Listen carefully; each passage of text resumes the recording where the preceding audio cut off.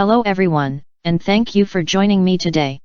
I'm here to unpack the recent developments at 28 Colombian pesos and examine its potential impact on climate change. The headlines are buzzing with news of a historic agreement reached in Dubai, and the question on everyone's mind is, will it truly make a difference? In the aftermath of the gavel dropping in Dubai, we heard reassuring words, but the real question remains: can this agreement tackle the looming threat of climate change? This milestone agreement, for the first time, squarely addresses the role of fossil fuel emissions in driving up temperatures.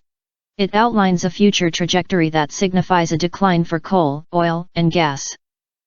In UN terms, this marks a historic moment, a significant stride forward since the groundbreaking Paris Agreement in 2015. However, the crucial question lingers: will this deal alone be sufficient to uphold the North Star of this COP to keep temperatures under 1.5 degrees Celsius this century?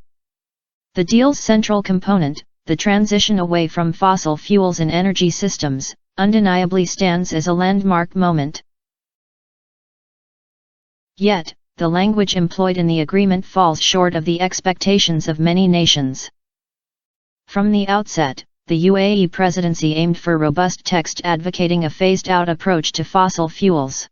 However, faced with opposition, this notion was dropped from the initial draft agreement, sparking frustration among progressives and criticism directed at oil-producing nations. Blame, however, cannot be laid solely on countries like Saudi Arabia. Middle-income developing nations, including Nigeria, Uganda, and Colombia, expressed reservations about an ambitious fossil fuel phase-out. They argued that revenues from the sale of these resources were essential to finance the transition to cleaner energy. Colombia, for instance, pointed out that shifting away from fossil fuels had led to credit downgrades, resulting in higher costs for international loans to support green initiatives.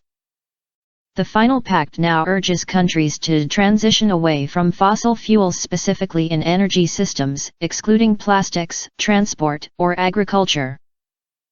Noteworthy elements include a commitment to triple renewables and enhance energy efficiency by 2030, with wind and solar power expected to displace some reliance on coal, oil, and gas. An additional positive aspect is the mandate for countries to submit stronger carbon-cutting plans by 2025. The decisive actions of major players like China and India, embracing a swift transition to green energy, could substantially impact the global effort. Yet, the agreement acknowledges the role of transitional fuels, UN code for the continued use of natural gas. Furthermore, support for carbon capture and storage, a technology favored by oil producers, is also included. Small island states expressed discontent over the rushed approval of the deal, perceiving insufficient short-term emissions cuts as a threat to their way of life. German Foreign Minister Annalena Baerbock acknowledged their concerns, emphasizing that this agreement is just a starting point. As we reflect on these developments, many believe that this meeting, along with the next two COPs in Azerbaijan and Brazil, forms a comprehensive package that will steer the world toward correcting its course on climate. With the cost of renewables on a downward trajectory, the pressure on fossil fuels is expected to intensify. The hope is that by 2025, Brazil's President Lula will seize the opportunity to consign fossil fuels to history permanently. Thank you for tuning in, and let's stay engaged as we closely follow the unfolding narrative of our planet's battle against climate change.